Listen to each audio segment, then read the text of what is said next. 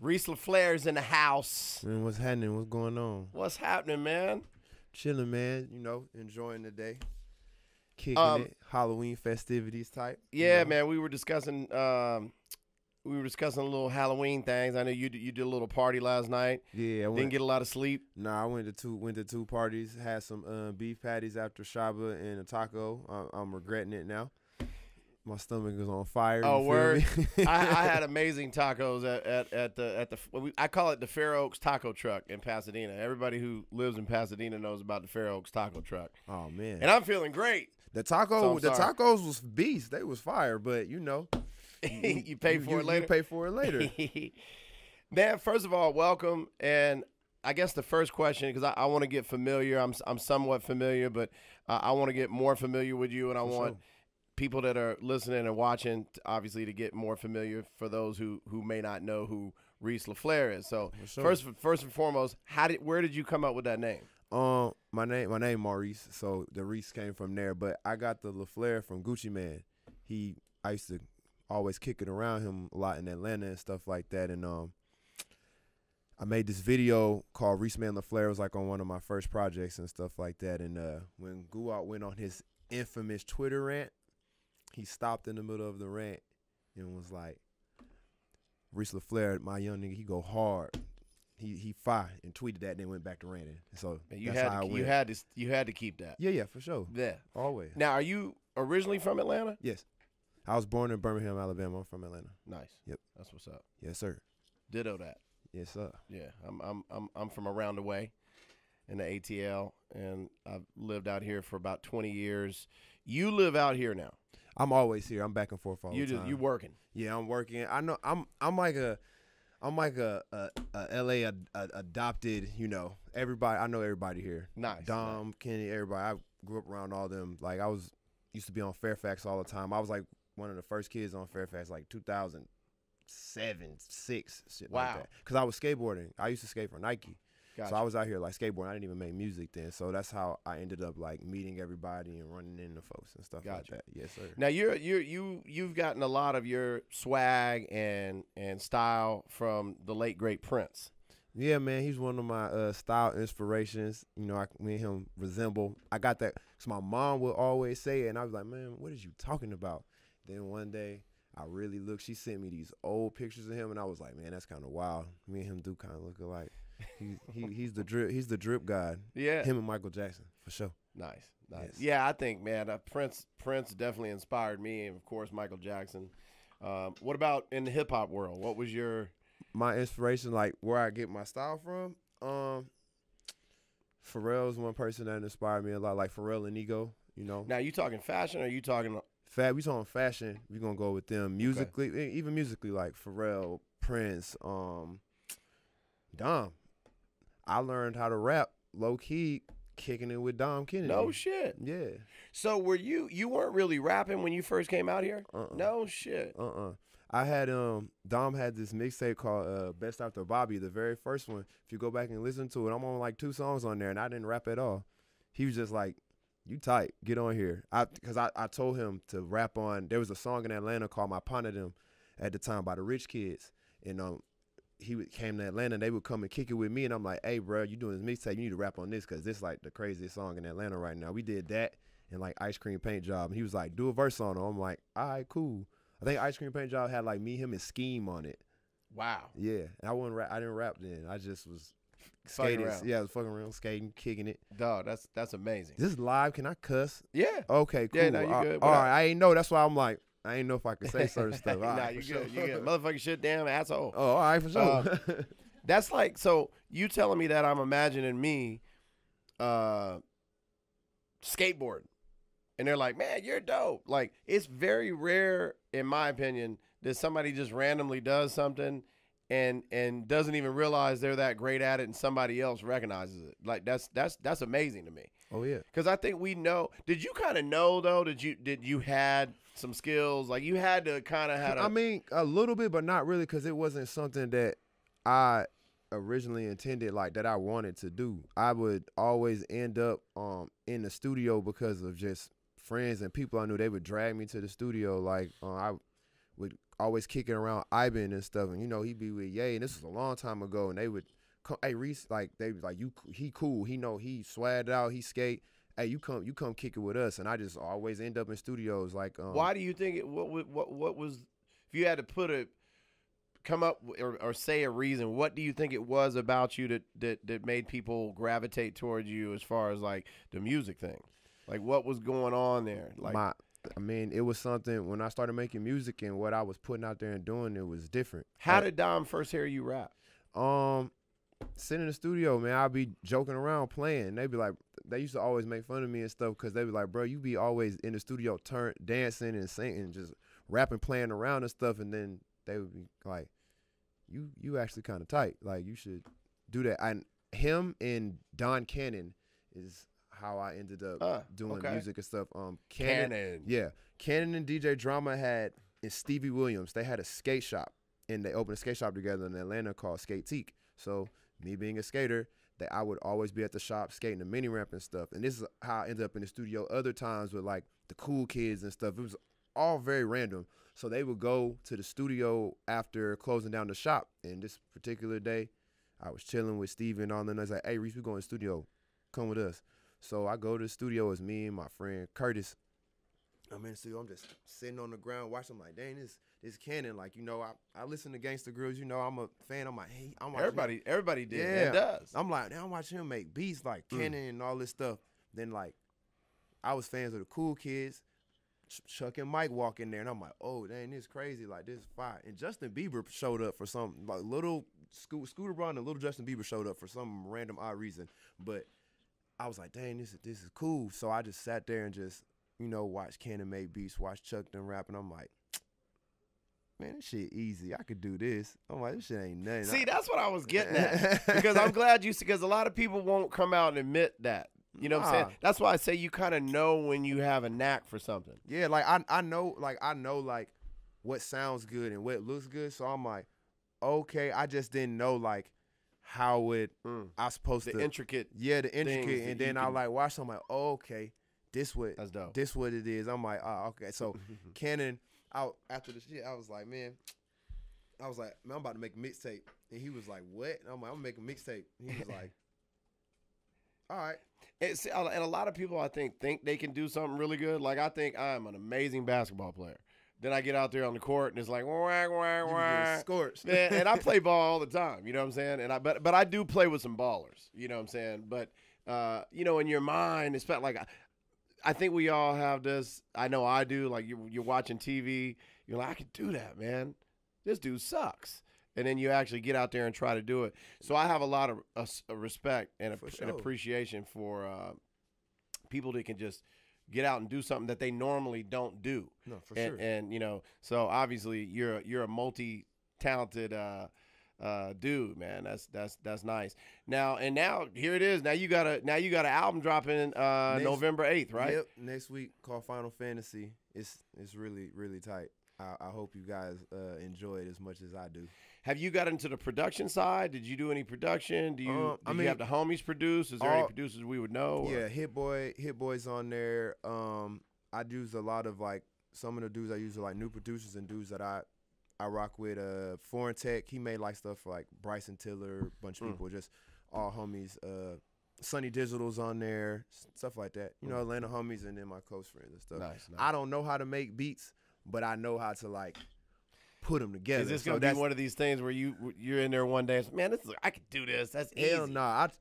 I tried to make beats one time. At least you can admit what your capabilities, how far you could take things, because a lot of people can't. But you know, a producer is not just a person who can make the beats. It's about organizing the music and putting this sound here. I don't know how to technically do that, but I could tell you like, put this hi-hat here, do this, put this at the end. That's producing. I could do that. Producing. I could do that, but me sitting down making the beat, no sir, not going. You can't even turn Logic on, man. Pro Tools. Nah. As soon as I hear that, doot doot doot, what is this? I'm off it. Can't do it. Got you.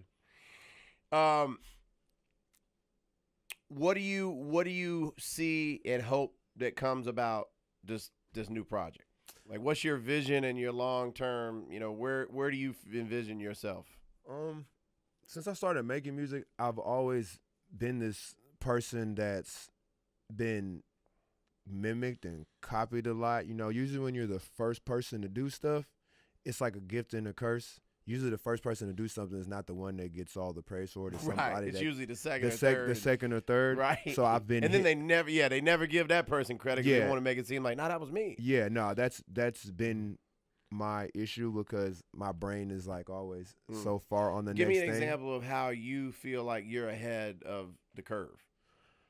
Let's see. I mean, all the music that the sounds and stuff that people is using now, their cadences, how they rapping and delayed and reverb, super reverb ad-libs. Bro, I was doing that shit in 2010. When Drama started coming up with that, because Leighton was the homie. I literally just talked to Lake Show this morning. That's the homie. God. That's my dog. He's cool in the gang. Yes, sir. And he's but go ahead, finish your story because I got questions about that. But yeah, that song, we did that years ago, and people was like, "What is this? Why does it sound like what does it sound?" Woo woo. Now every kid that's rapping sounds like that. So I could go back even further, but I'm not. I wasn't expecting you to give me the example of, you know, being ahead of the curve by informing me that you kind of discovered Lil Uzi Vert.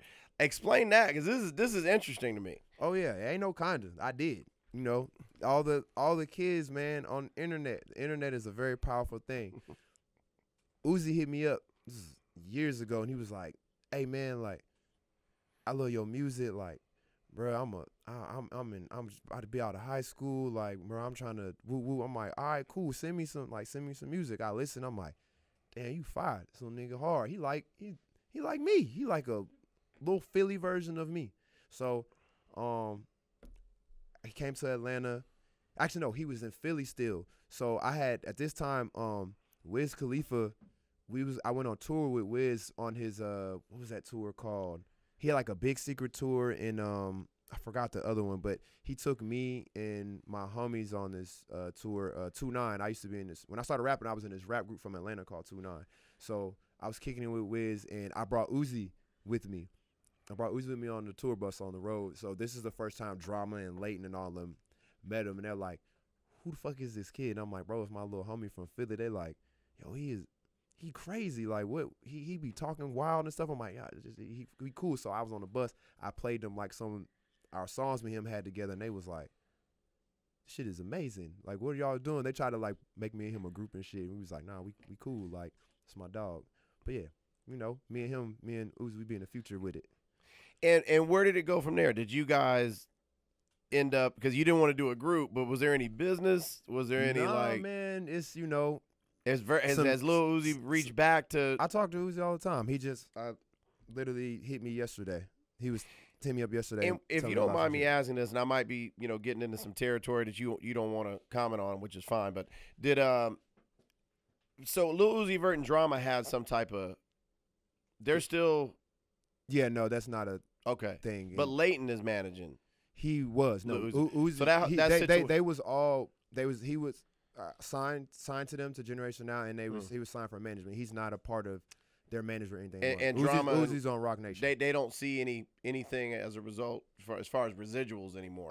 That I don't know. Okay, you know what I'm saying? I don't know. They yeah, I heard a little bit about that, but I wasn't sure what the deal was. Yeah, so. no, I don't know all they, like, you know, they ins and outs in personal business, but you know, everybody, you know, shit runs its course. Right. So that's just how that go. But me and Uzi cool. I talked to him yesterday. Change is good. He might be on my album. I'm just letting you know that. I'm just throw that out there for you. By you saying might, is that your way of saying he is, but you don't want to tell us? He might be on my album. I'm just put that out there. Word. The world want to see that again. We're gonna make the internet and the world explode. If you had to name one MC that you feel like, you know, changed hip hop, the most dramatic change and impacted hip hop the most, who would that MC be? Oh man, it's such. You had to name one. You had to. It's a lot of them, man. It's hard. It's hard. I hate questions like these. I love it. Cause it's like. I love it because I'm not having to answer it. A lot of them impacted it in a big way. Like, but one that just comes to your mind off top. Kanye. the whole bashing of Kanye right now because of his, Hey man, if that man change of heart. If that man want to change his heart and worship the Lord, let that man worship the Lord. Let him make his songs, bro. That's how he want to worship the Lord. That's how he want to give his thanks and praise to God and Jesus Christ. Let him do that. I feel the same way. I miss the old Kanye from a DJ's perspective and a producer and a radio guy and a club DJ and and I've done songs with him personally. And so to see him change so dramatically, I say the same thing. Like, hey, he could do what he do, but I still miss the old Kanye. Yeah, that's me being selfish. He grown, bro. He grown. That man got kids. Have you been to a Sunday service? No, I almost went to the one at Coachella, but I ain't go. I ain't been. It looks cool. Yeah, but yeah, man, Kanye grown, man. He changed. He was always a church dude though, cause his mama and everybody like, bro, let that man worship God how he want to worship God. Amen. I'm a Christian. Christians get real hypocritical and stuff like that. Let that man do what he do. Bro, I struggle with my faith at times. Let me just put it like that. Everybody does. We're humans. Nobody's perfect. So it's like all these people want to throw salt like, oh, that ain't genuine. Kanye don't love God. Like, bro, let him do what he doing. Yeah. He's still the end result of it is he's putting out the positivity of, hey man, like, praise the Lord. That's it. Let him do what he do. Hey, everybody needs a little church in their life. For sure. God knows I do. Hey man, I appreciate you. I want to leave off with a thing I like to call first things first. For sure. And I'm gonna take it to another level. Leslie, I've been thinking. I'm like, first things first. I've done this with multiple artists, but we're for the first time going to take it to another level. The way this game works, I say a word, you say the first thing that comes to your mind. We're going to change it a little bit because I think it's going to make it a little more interesting. I say a word or phrase. You have to say the first word that comes to your mind. It has to be one word. Okay. Okay. I think you're going to find that this is more difficult than you. So when you say the word, when you say the phrase, I got to think of the first word. Most of them are words. Some of them are multiple words. Okay. But you have to respond with the first word that comes to your mind. Let's go. Okay. First things first. Reese LAFLARE. God. No, you stop or y'all get mad. I like that. All right. The first things first. Prince. Purple Rain. Donald Trump. Fuck him. I can say that? Wait, what'd you say? I said fuck him. You said Donald Trump. 2 words. But it's still one. If you say it quick enough, fuck him can be one word. It So can. I'm going to let you ride on that. Plus, fuck him. Here's the funny thing. The third one was Reese LAFLARE. Drip. Kanye West. That's Yeezy. Yeezy. Yeezy. Success. Lonely. 2020. It's up. Up. There we go. One word. GOAT. Me. Cardi B. Lit. Culture. Offset. Social media. Wicked. Family. Love. Hip hop. Love. Atlanta. GOAT. Soul. Have it. That's like a phrase. Have. I don't know. What can I say for that? James Brown. Yeah, it's hard to say one word. I'm gassing them the most I can. But you're doing good because most people have to think longer. Los Angeles. Palm trees. Life. I was gonna say don't take it for granted, but short. There we go. Fashion. Everything. Weed. Gas. Jesus is king. Amen. Yes, sir. Make some noise for Reese LAFLARE, ladies and gentlemen.